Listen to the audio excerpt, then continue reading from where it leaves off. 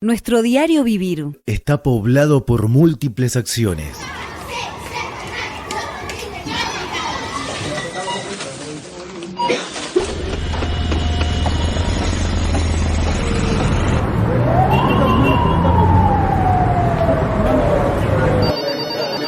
Ninguna es natural. Todas contienen una explicación. En escenas de la vida cotidiana buceamos los porqués. Destejemos la trama de la construcción social. Escenas de la vida cotidiana. Nuestro espacio colectivo, en la casa común.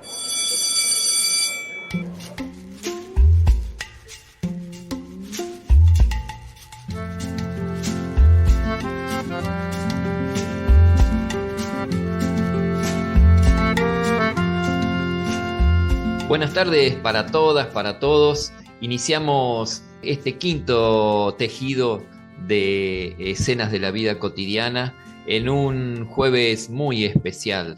Buenas tardes, compañera y compañero. Hola, buenas tardes. Buenas tardes a todos, ¿cómo están? Quinto programa. Buenas tardes, ahí nos pisamos con el Cristian. Pero sí, contentas de poder hacer este quinto programa. Venimos con unos temas que realmente son movilizantes, ¿no? Venimos charlando un poco de eso y espero que a la audiencia también le guste y se sienta invitada a reflexionar con nosotros. Debemos decir que la cuestión de pisarnos es porque estamos a la distancia. Marinés está en Carlos Casares y con Cristian estamos en Villa Mercedes, San Luis. Carlos Casares en el centro de la provincia de Buenos Aires.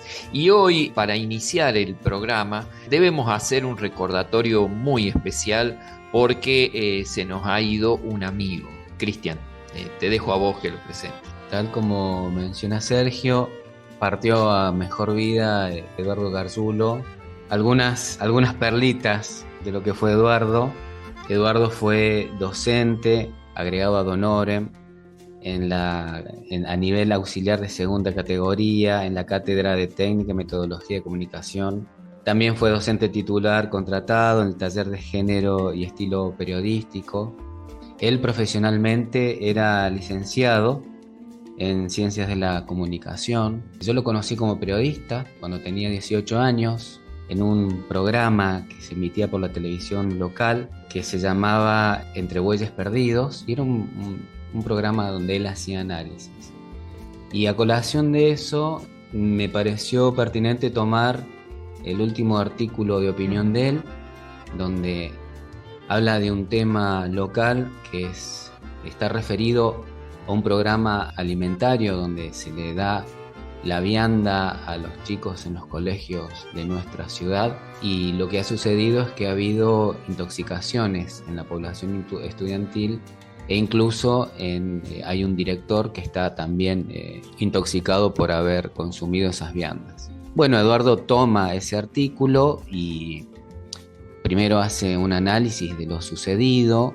Digo, como detalle, lo que muestra la analítica en los laboratorios es que esos alimentos estaban contaminados con salmonela, lo cual indicaría que hubo un manejo por lo menos inadecuado del proceso de los alimentos que después consumen los estudiantes. Y él hace un llamamiento un poco al Estado para que verifique sus dispositivos de control, teniendo en cuenta a quién está dirigido este programa de alimentación, que es estudiantes, para que puedan tener la cuota alimentaria necesaria, y también, digamos, a la ciudadanía para que vigile, por qué no decirlo así, controle en cierta forma el poder público. Me parece pertinente, vuelvo a repetir, hablar de este artículo que fue el último de Eduardo, porque él hubiera querido saber cuáles eran las repercusiones, y era muy del estilo de él cuestionar, interpelar al gobierno en su accionar, pero llamando a la reflexión. Así que bueno, este es el humilde homenaje para él. siempre agradecido de que nos haya permitido ingresar a la radio. Sí, en mi caso hablo desde otro lugar. Debo decir que yo también lo conocí a los 18 años de él, 21 años míos. Empezamos a estudiar juntos en Río Cuarto, en la Universidad de Río Cuarto, la licenciatura en Ciencias de la Comunicación. Nos hicimos amigos inmediatamente. Alquilamos un departamento juntos, esos departamentos de estudiantes. Así que estuvimos viviendo como 7 años juntos. Yo primero ingresé en el Diario Puntal, después ingresó él también a trabajar en el Diario Puntal de Río Cuarto, hasta el año creo 89, después se vino para Villa Mercedes, yo partí para otro lado y después en el año 92 me convocó para venir a Villa Mercedes a trabajar como periodista. Estuve viviendo en la casa de él en el primer tiempo, con su familia, así que lo que me unió fue una gran amistad. Tengo miles de anécdotas y demás. No es el programa ni el momento para recordar esto, pero sí agradecidísimo por todo lo que me ha proporcionado, cobijado como amigo, esas amistades entrañables. También estuvimos separados por diferencias durante 2 o 3 años y después hace unos 10 años nos volvimos a reencontrar y en este último tramo él nos abrió la puerta de la universidad para poder hacer este programa y estábamos planificando nuevas cosas, pero ha quedado todo trunco. Eso desde una gran emocionalidad lo digo. Y después por el respecto del artículo en el que vos haces mención, Cristian, yo lo tomo desde la psicología social, cuando dice que todo orden social necesita producir personas que reproduzcan ese orden social sin cuestionarlo, aceptándolo tal como ha llegado a conformarse. Y es ese conjunto de ideas que emerge desde la estructura que organiza ese orden social, que es la cuestión de la ideología. Y yo creo que lo que se quiere, más allá del alimento en mal estado, lo que nos tenemos que preguntar es por qué todas nuestras niñeces tengan que ir a alimentarse a las escuelas en función de las necesidades. Tenemos que ir a lo profundo del sistema, que es sumamente injusto y que no debieran necesitar esa comida esencial que les está proporcionando hoy la escuela para poder alimentarse adecuadamente a nivel familiar. En esto creo que ahí es donde tenemos que centrar la crítica, no acostumbrarnos a que a través de la pobreza estructural que se ha generado a través del sistema, ese sistema te diga que vos tenés que conformarte con la comida que te da. Ni hablar de los aspectos coyunturales que implica que el Estado tenga que auditar las cuestiones de la alimentación adecuada de la población. Se ha armado un gran revuelo en la provincia de San Luis a raíz de los alimentos en mal estado y de los colegios en los cuales se ha entregado ese alimento en mal estado. Con lo cual también te habla de la percepción que tiene aquel que tiene que entregar los alimentos, la percepción sobre las niñeces y sobre el resto de la sociedad, que parece que le importa muy poco. Pero no me voy a detener en eso, voy a lo profundo de la cosa. Yo creo que lo que tenemos que cuestionar es el sistema, ese orden social que está produciendo cada vez más pobres y que esos pobres han naturalizado que van a la escuela a alimentarse más que a aprender. Así que esa es mi mirada. Lo podemos extender muchísimo, pero lo dejo en ese aspecto que creo que es sustancial a la cuestión sistémica que nosotros tenemos que mirar. Los escuchaba atentamente y coincido con el análisis también. Creo que es un tema recurrente y muy con mucho contexto de lo que está pasando a nivel nacional también, ¿no? ¿Qué es a qué se está dando importancia y quiénes somos las personas de descarte? Y está claro, desde lo sistémico que planteaba Sergio, que las niñeces, las personas de los sectores populares son personas de descarte y que no les importa, ¿no? No importa qué se le da.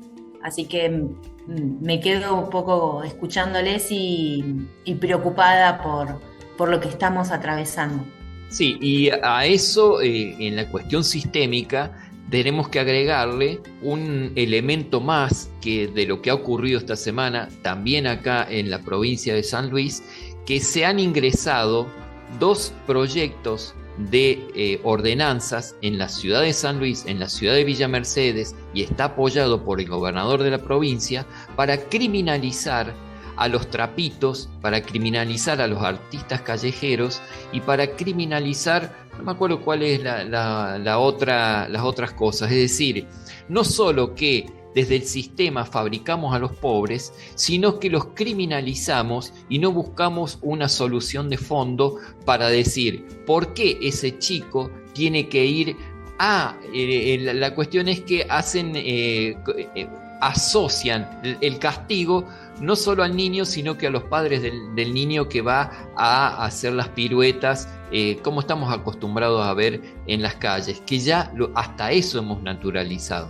Entonces no se preguntan el porqué de esa acción de ese niño para ir a juntar unas monedas para llevarlas a su casa, sino que encima que tiene que hacer esa acción, se lo criminaliza para que la ciudad se vea limpia. ¿Saben qué? Esto me trae a recuerdo lo que pasaba en la dictadura militar cuando Bussi, el general Bussi, que estaba en la provincia de Tucumán, cargaba a los pobres de la provincia de Tucumán, los cargaba en un camión y los mandaba de la otra frontera del lado de Catamarca. Es decir, para que no se vean los pobres. Una acción que es casi delictiva, es delictiva, de decir, negar las propias realidades que vos mismos estás generando. Y con esta acción, el otro día, en el portal Calle Angosta, Pablo Murat hizo una muy buena descripción de todo esto y un muy buen análisis que lo recomiendo. A partir de ahí yo me entero de que estaba puesta estas ordenanzas. En la ciudad de Villa Mercedes esa ordenanza pasó a comisión. En la ciudad de San Luis la presentan ahora esta semana que viene. Entonces, lo que yo digo es llamar un poco a la reflexión a quienes están encargados de manejar los piolines de esta marioneta, que no castiguen a lo que ellos mismos están produciendo.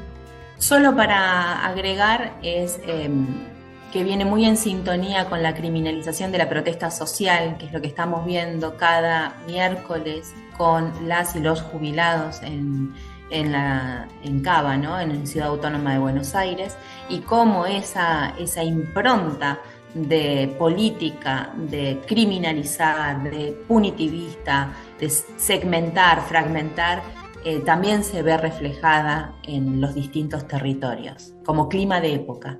No, de mi parte, acuerdo con todo el análisis que han hecho y no tengo nada más para decir. Hoy vamos a hablar sobre la enfermedad crónica, cómo rompe la cotidianidad o cómo irrumpe en la cotidianidad de la persona que la padece, cómo cambia la vida de la familia, cuáles son las formas de adaptación activa a la realidad que debe realizar en la nueva vida que les toca transitar. Así que tendremos, para poder analizar y para poder preguntarnos todas estas cuestiones, a Nelda Castro, quien es una persona que padece una enfermedad crónica en sus riñones. La diálisis cada día por medio es lo que le permite continuar la vida actualmente, y su testimonio que nos ilustra una escena de la vida cotidiana para este programa. Empezamos a transitar nuestra escena de la vida cotidiana de hoy. Entrevista. En esta oportunidad nos acompaña la señora Nelda Castro. Ella es docente, nos va a contar cómo se modificó su cotidianidad a partir de un diagnóstico como paciente renal crónica. Mi nombre es Nelda Castro, como ya lo dijiste, Cristian. Soy profesora de educación especial jubilada. La detección de esta enfermedad para mí fue bastante impactante porque yo no podía creer. Cuando la doctora me dijo, sos una enferma renal, dije, no puede ser si yo nunca tuve ningún tipo de síntomas. Efectivamente, era así. Recuerdo que en ese momento la doctora me miró dudando de lo que yo decía.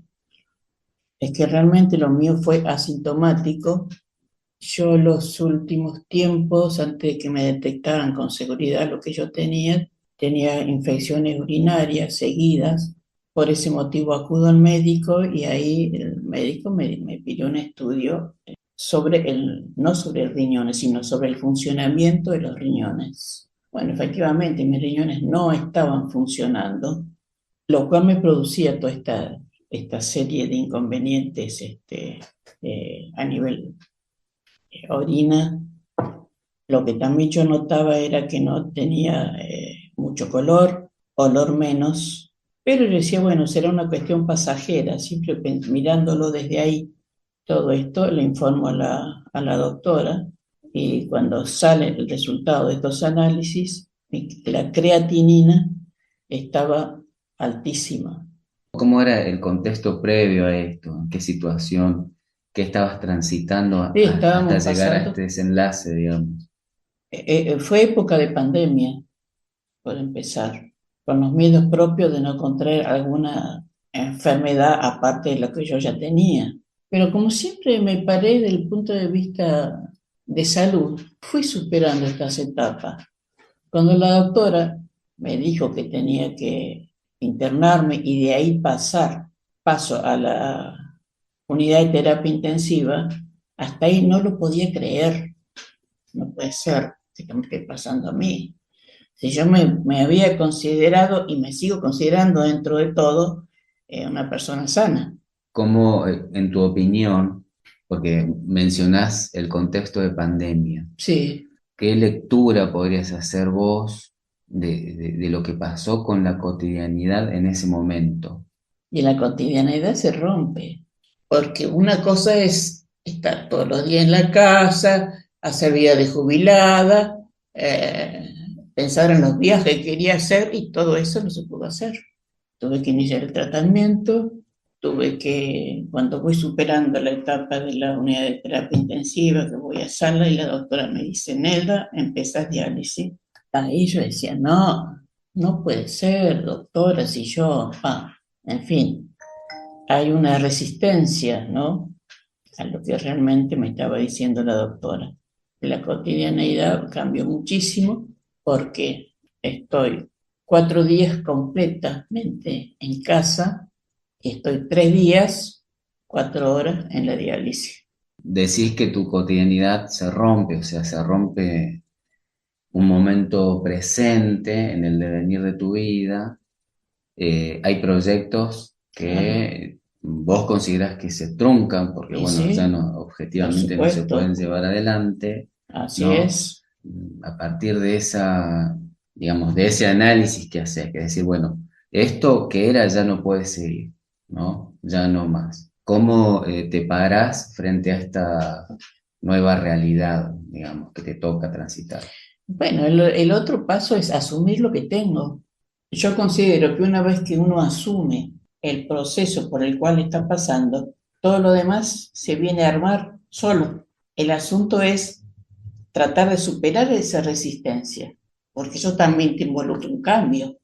Y sabemos que los cambios no se dan así nomás, es todo un proceso de situaciones. Ver a otros compañeros como uno, que estamos pasando por lo mismo, bueno, ya es como que no te sentís tan solo, tan sola.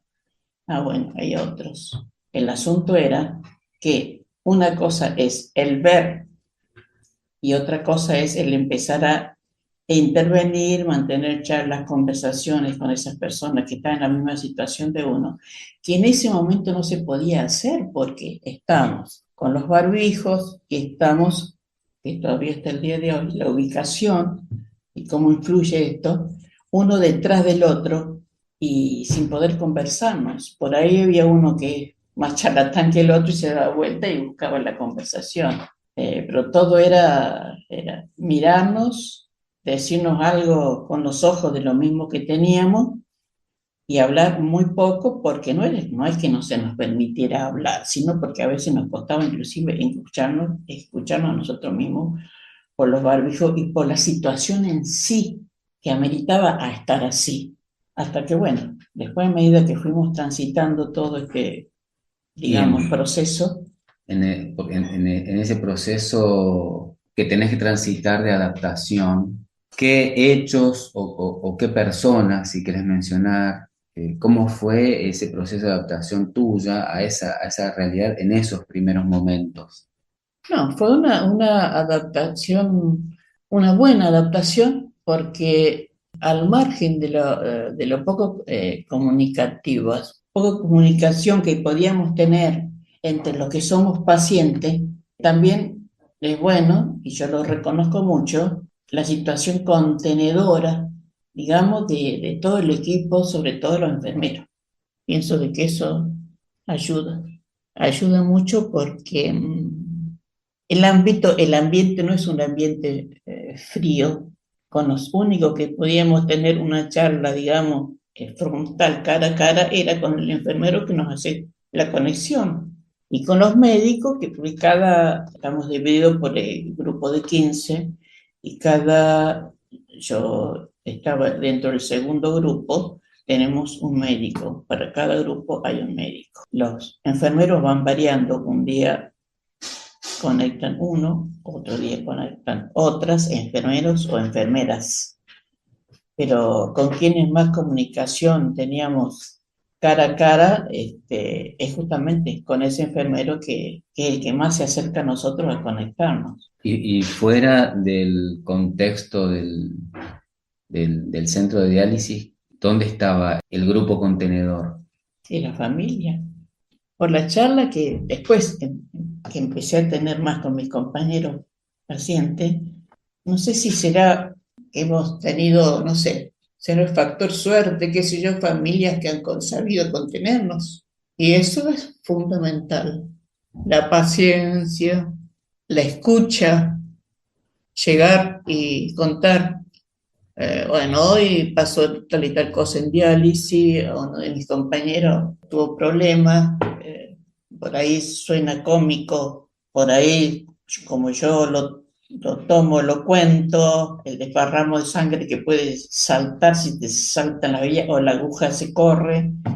Pasas por situaciones también de que se infiltra la aguja, sobre todo en los primeros momentos que uno por ahí inconscientemente puede llegar a hacer un movimiento, porque estar ahí inmóvil 4 horas, y por ahí sin querer, o podés tener un acceso de tos, un estornudo fuerte, y es suficiente ya para que esas agujitas se salgan un poquito del lugar, y de repente me veía el brazo sumamente hinchado, morado, pero bueno, son todas las situaciones pasajeras que uno con el tiempo y la experiencia lo va superando. Empezar a asumir de que no me puedo mover, tengo que permanecer quieta, y bueno, todas estas cosas uno llega al ámbito de la familia, las comenta, las cuenta. El saber que el otro te está escuchando es más que suficiente, aunque por ahí tampoco puedan aportarte mucho, más de hacerte preguntas y estar ahí, con los oídos preparados para la escucha.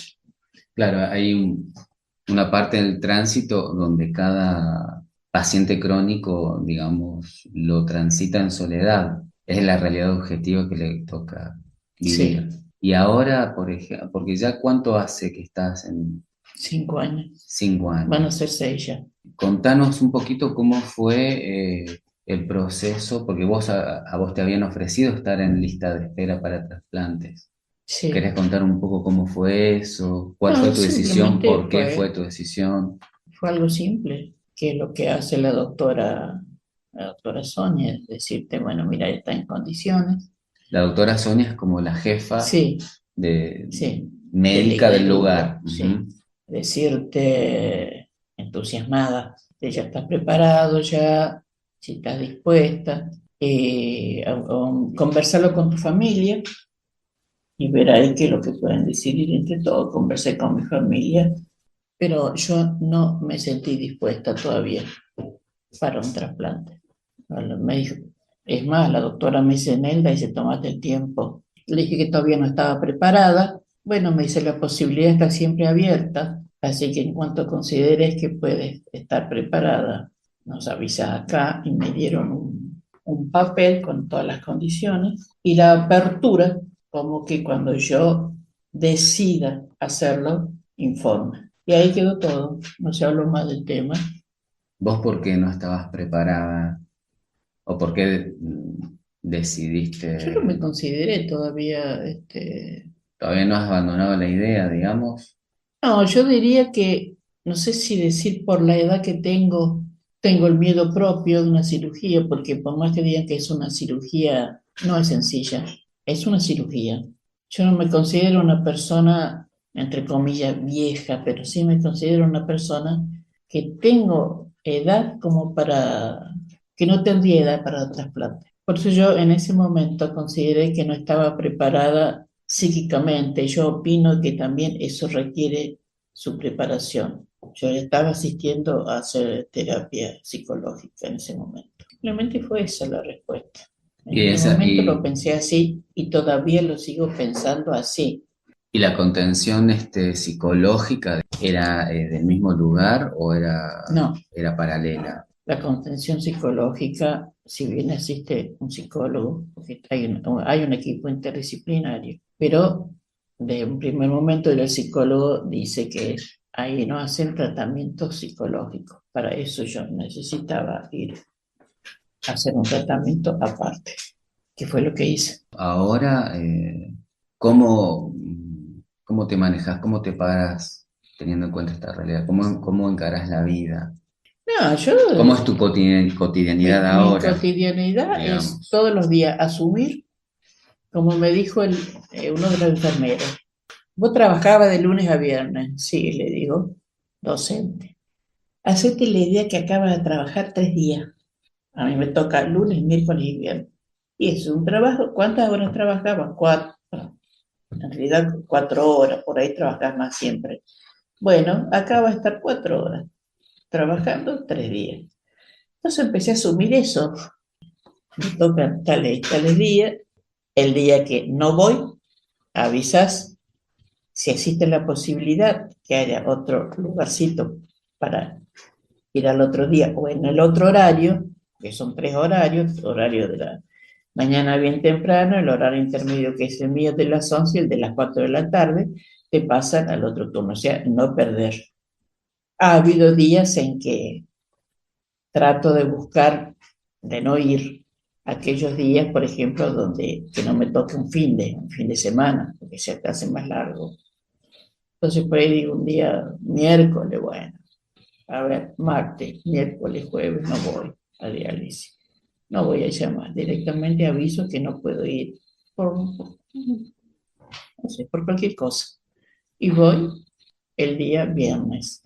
Y no pasa nada, porque a la larga, a la corta, son decisiones propiamente de uno. Uno es dueño de su propia vida, uno es dueño de su salud. Y mi caballito de batalla es planificar la esperanza. ¿Y eso cómo lo haces?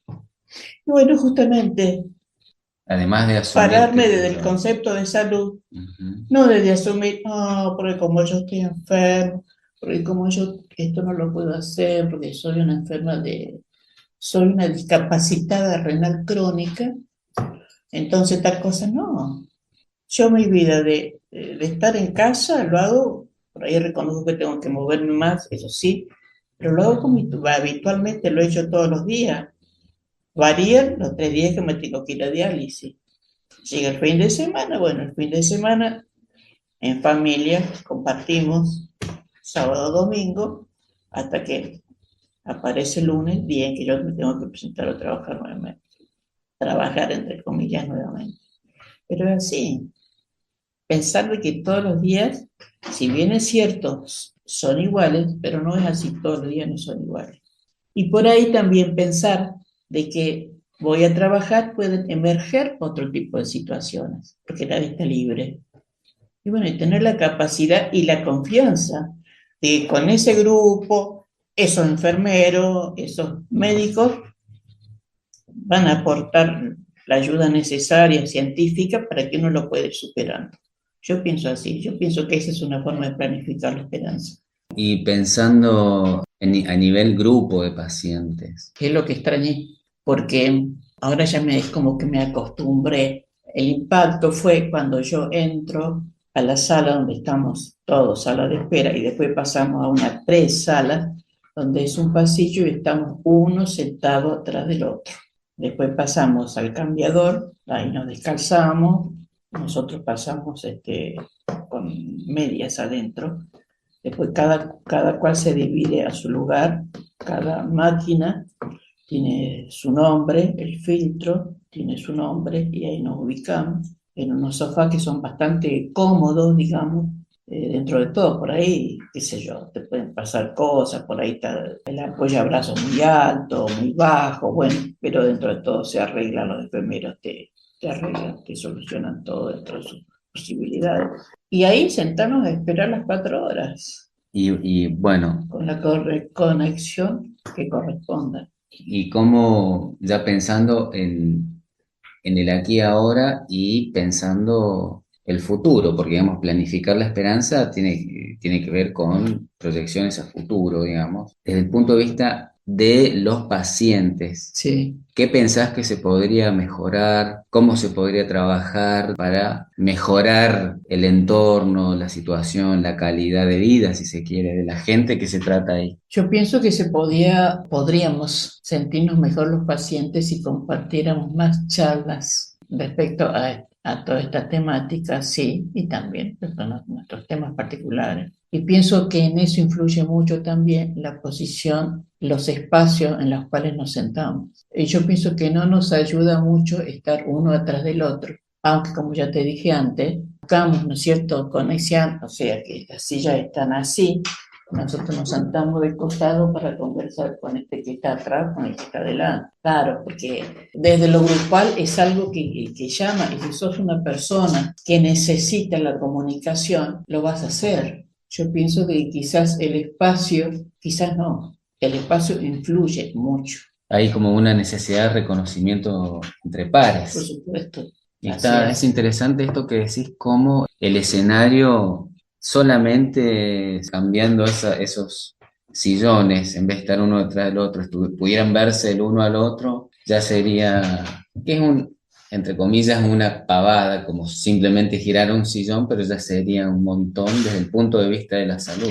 Por supuesto, y al respecto también, cuando empezamos a ir sin los barbijos, conocernos más, porque vos ves la mitad de la persona y la identificás también por el peinado, por los ojos, por el color de pelo, pero de acá para acá no veías. Y pasó mucho tiempo que íbamos con barbijo. Y eso también influye mucho, el verse, el cara a cara. Y una cosa es hablar detrás del barbijo y otra cosa es hablar sin el barbijo. E inclusive, para los que tenemos otro tipo de problema, como lo que yo estoy pasando ahora, el auditivo, se escucha más y mejor. Sí. El hablar sin el barbijo para la escucha del otro también es bueno.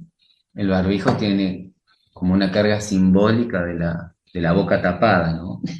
Pensándote desde acá, si pudieras volver atrás y hablar con una Nelda más joven, ¿en qué momento de tu vida te gustaría encontrarte? ¿En la infancia, en la juventud?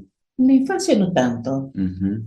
Si bien es cierto, tuve una infancia bastante linda, positiva, feliz. Me gustaría más la etapa de la adolescencia. Y bueno, ¿y ahí qué le dirías? Esta Nelda más madura a esa otra Nelda adolescente. Sí. Y decirle que sí, que siga así como ha estado siempre como adolescente, que disfrute más la vida, porque por una cuestión, no sé si decirte, como prejuicios, padres muy cuidadores, no quiero decir sobreprotectores, porque no era tan así, muy marcadores de tiempo, de horario, y uno ser tan obediente que si el papá te decía, vos tenés que estar acá a las 12 de la noche y vos te das cuenta que en la plaza recién la gente empezaba a transitar esa hora, todo el mundo chocho y feliz, volver a la casa y hacerlo porque si no el papá te daba unos buenos chirlos o te privaban al otro día de un montón de cosas. Tendría que haber sido yo un poco más rompedora de todos esos esquemas. Más rebelde, digamos, básicamente. Yo pienso que tendría que haberlos desafiado más a mis padres. Yo no los desafiaba. Yo era muy obediente en todas esas cosas del hogar, de la familia, y lo que nos metieron las monjas, ser una obediencia como tenía que ser, una persona una joven, entre comillas, muy de su casa, guiada siempre por el espíritu religioso y no desafiar las normas porque era caer en pecado. Ya vamos cerrando. ¿Y cuál sería tu mensaje para una persona que se encuentra con un diagnóstico como este? ¿Cuál sería el mensaje que le darías a esa persona? ¿Qué le aconsejarías? Y el mensaje sería siempre el optimismo. Por más que a veces se te junten otras situaciones más, pero priorizar el problema que tenés o por el problema por el cual estás transitando, pero siempre parándote de la salud. Parece que con eso es más que suficiente, porque quizás para mí me resulta fácil hablarlo ahora, quizás en los primeros momentos no, porque como te dije antes, me costaba asumir tener esta insuficiencia renal, y después cuando la doctora me da el certificado y me dice tenés que ir al policlínico y ahí dice discapacitada renal, y también te impacta, porque yo digo, si yo no soy una discapacitada, si yo puedo hacer tantas cosas, puedo hacer gimnasia, obviamente, una gimnasia adaptada a mi problema, pero yo no. Pero bueno, pero es la realidad que me ha tocado y que me está tocando pasar, vivir. Lo importante es que desde el sentir yo me siento bien. Muchas gracias. Gracias a vos, hijo. Nos vemos. Nos vemos en el próximo. Cuando quieras.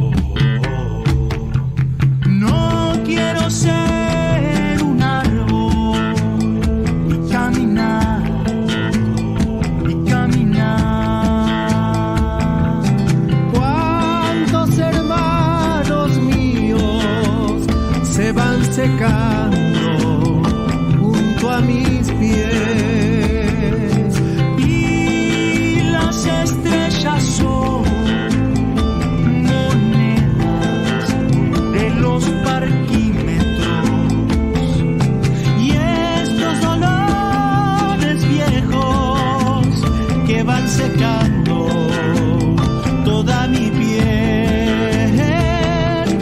No quiero ser y caminar, y caminar.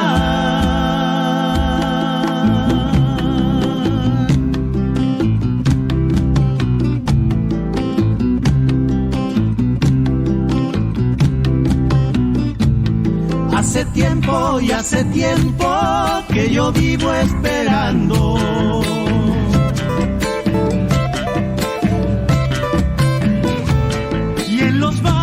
Y en los campos se secan mis cosechas.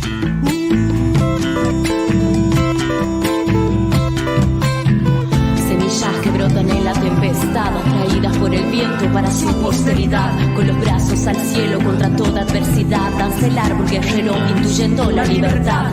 Canta el pájaro que nace para volar. Sueñas madre tierra con un nuevo mañana. Viajeros de mensaje urgente por el suelo van. Ay mama naturaleza, resistes en tu paz. Resistes en tu paz.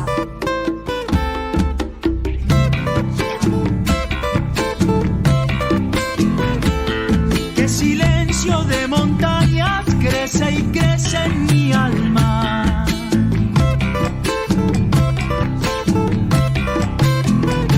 No te quiebres por el humo del triste amanecer, que hay un cielo que te espera por verte sonreír.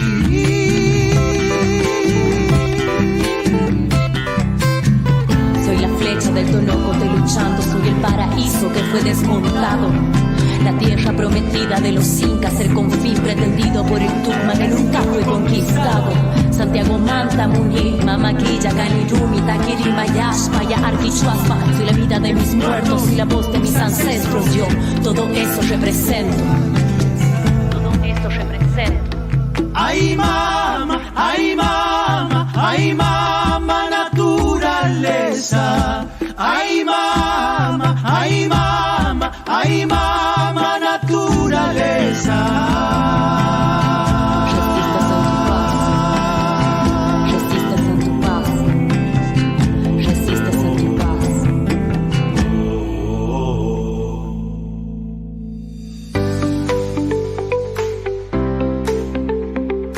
¿Quiénes hacemos escenas de la vida cotidiana? Producción y conducción, Cristian Jiménez y Sergio Garis. Mesa de redacción, María Inés Alman Bornes, Cristian Jiménez, Alejandro Flores y Sergio Garis. Estética de audio, Walter Miranda y Vilma Ruiz. Controles técnicos, Sebastián Agüero.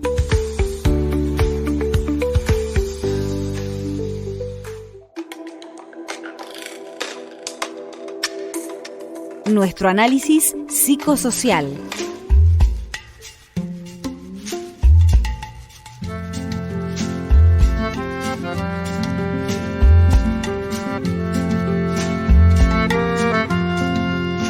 Después de la entrevista a Nelda Castro, estuvimos escuchando Mamá Piedra, que es de Jacinto Piedra, interpretado por Orellana Lucas junto a Natalie Monte en el recitado.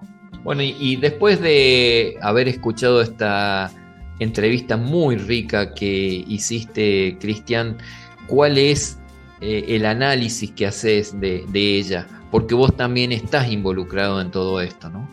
Bueno, sí, yo, digamos, la entrevistada es mi vieja, mi madre. A mí lo que me resonó mucho fue, y de hecho la verdad que a mí me sorprendió, fue cómo ella se fue adaptando en todo este proceso, ¿verdad? Ahora mismo me viene a la memoria esa secuencia que ella cuenta de una forma muy breve, que es la del trasplante. Y recuerdo que ella vuelve a casa un día y dice, mira, la doctora Sonia, que es la jefa ahí del lugar, me dijo que yo podría recibir un trasplante. Y yo la verdad que como hijo, como acompañante de toda esta situación, le digo, bueno, eso es una buena noticia en definitiva. Mi vieja es muy callada muchas veces, simplemente me miró, no me dijo nada. Y con el correr de los días me dijo que no iba a aceptar el trasplante por ahora. Dijo que prefería ese tiempo aprovecharlo para estar con nosotros y para ir adaptándose a esa realidad, ¿no es cierto? Y fue un trabajo para mí, porque claro, en realidad el que tuvo que manejar la expectativa ahí fui yo. Yo tuve que entender que yo soy eso, el acompañante, que no estoy diciendo que sea un lugar secundario ni mucho menos, es otro lugar distinto que hace a esa cotidianidad, donde el que toma las decisiones es el paciente crónico y hay decisiones que ellos toman y uno solamente las puede acompañar y sostener. En este caso fue decir, bueno, no me voy a trasplantar. En otras circunstancias puede ser, decido no hacer este tratamiento o tomar esta medicación. Me lo traje, lo tuve que trabajar, lo tuve que comprender. Y luego, cómo ella fue incorporando este devenir, diciendo, bueno, esto para mí es un trabajo, que lo menciona ahí. Antes tenía que ir a trabajar todos los días, ahora voy cada 3 días. Y lo prepara así, lo tiene incorporado en el ceremonial de su vida de esa manera. La cotidianeidad cambió muchísimo porque estoy 4 días completamente en casa y estoy 3 días, 4 horas en la diálisis. No obstante, de a poco van surgiendo nuevos proyectos para ella. Creo que eso tiene que ver con la adaptación activa a la realidad y la planificación de la esperanza. Y mi caballito de batalla es planificar la esperanza. Sí, porque en varias oportunidades comentó eso, ¿no? Que es la planificación de la esperanza lo que lo iba sosteniendo.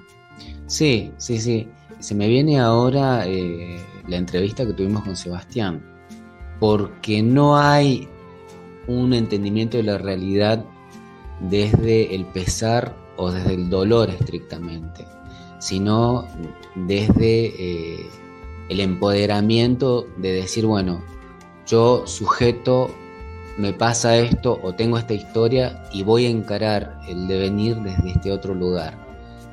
Que bueno, ahí en la entrevista con mi vieja decíamos, bueno, planificar la esperanza es planificar el futuro, o sea, y resuena mucho el lugar desde donde ella lo encara, que es desde la salud, ¿verdad?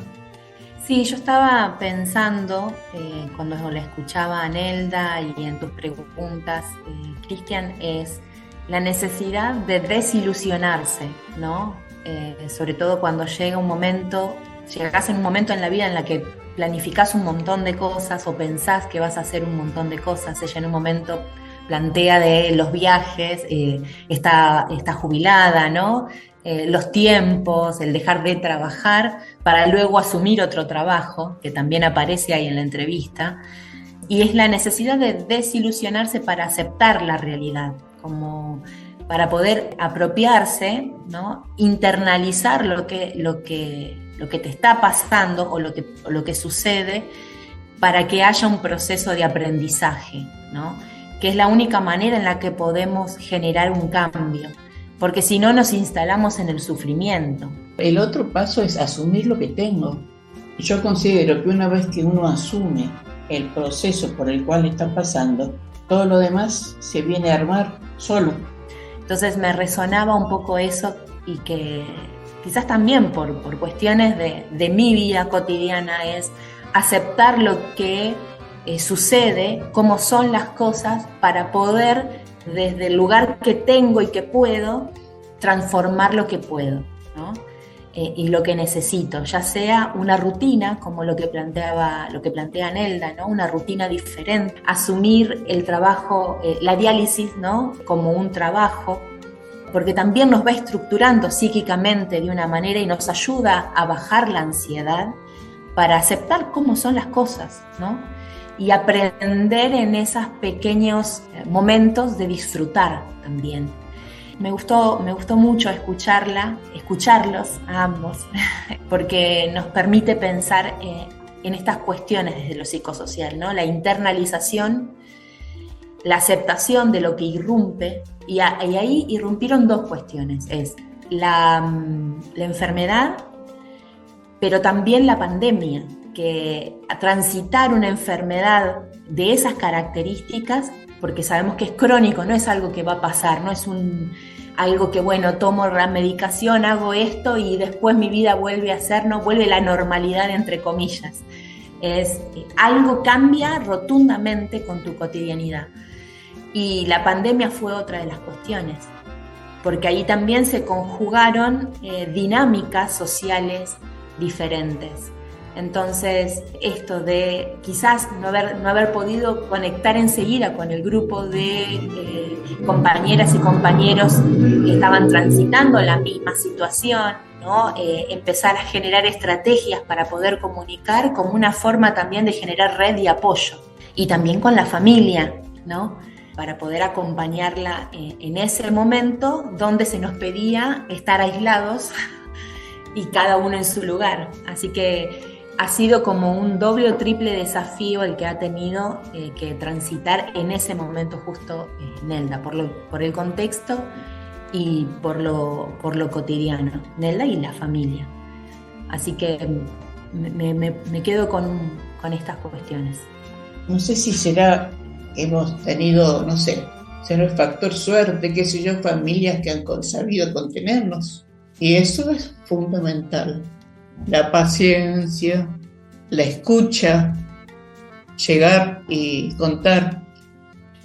En mi caso, voy a tomar un punto de la entrevista cuando ella habla del tema de que para hacer diálisis tienen que estar en fila de toda la gente que hace diálisis, y abogaría por estar en rueda, como muchas veces nosotros hacemos los encuentros de psicología social, para poder comunicarse de otra manera con quienes están compartiendo en el mismo espacio, en el mismo tiempo, compartir a lo mejor charlas que estando en fila es difícil poder sostenerlas, inclusive por lo que comentó en un momento, por los detalles auditivos de que si vos no estás escuchando bien, inclusive no podés sostener un diálogo adecuado. Y eso también influye mucho, el verse, el cara a cara. Yo pienso que podríamos sentirnos mejor los pacientes si compartiéramos más charlas respecto a toda esta temática, sí, y también nuestros temas particulares. Y pienso que en eso influye mucho también la posición, los espacios en los cuales nos sentamos.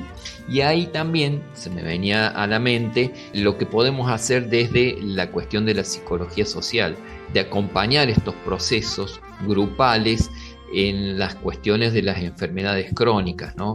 Una cuestión de contención, una cuestión de escucha, una cuestión de acompañamiento para que la persona, tal cual como lo expresó Nelda, no viva desde la perspectiva de la enfermedad, sino que en esa adaptación a esta nueva vida tome eso como un trabajo de tener que ir a hacer la diálisis y que después pueda romper determinados patrones en su propia vida cotidiana dentro de la familia o externo a la familia.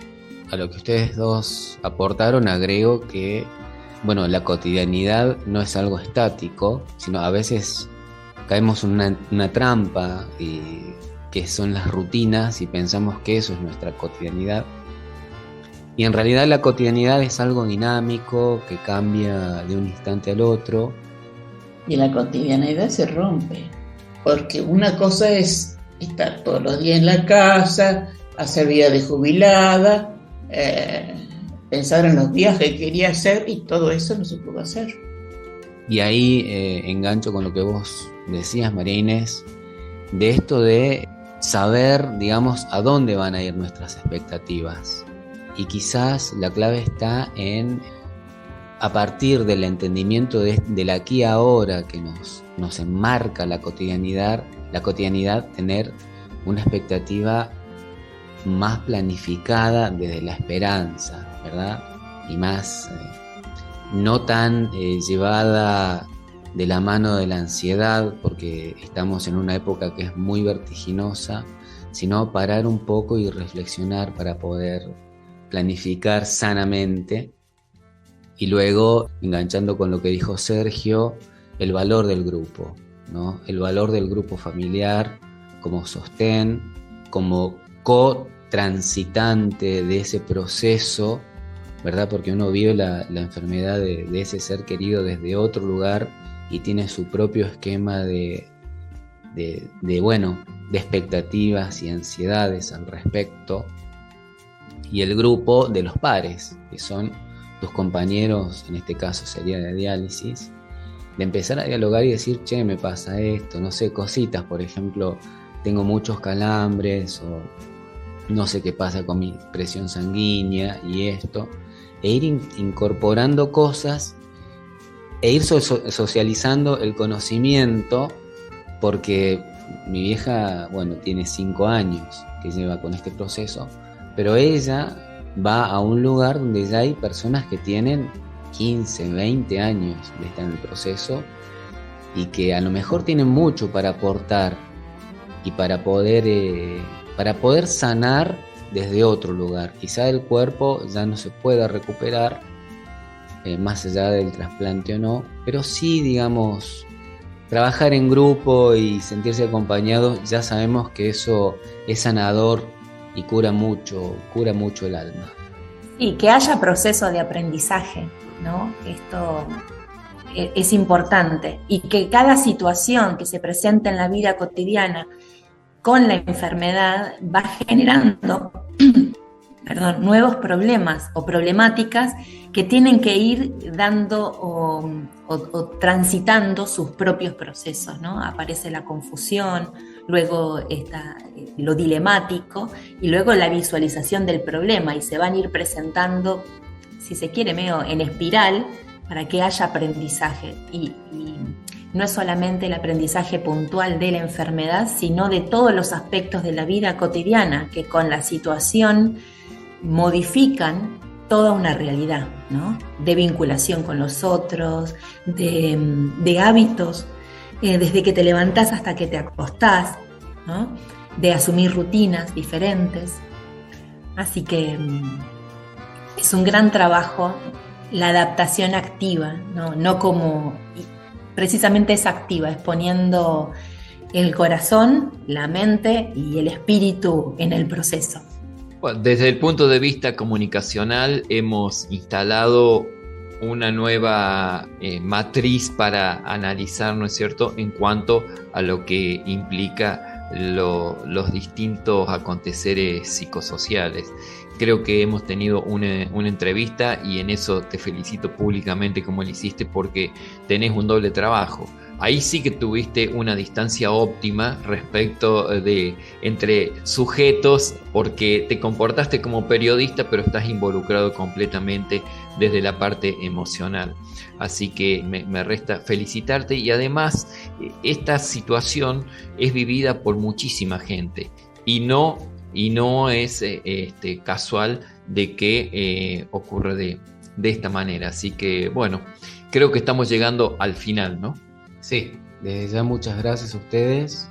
Y bueno, además debo decir que yo también puedo reflexionar y transitar esto, porque en aquí ahora los tengo ustedes. Así que desde ya muchas gracias. Gracias, compañeros, nos vemos la semana que viene. Será hasta la semana que viene cuando nos encontremos con una nueva escena de la vida cotidiana. Hasta aquí, hoy hemos tejido y destejido el armado y la trama de la construcción social, unida y vuelta donde nada es natural. Escenas de la vida cotidiana, nuestro espacio colectivo, en la casa común.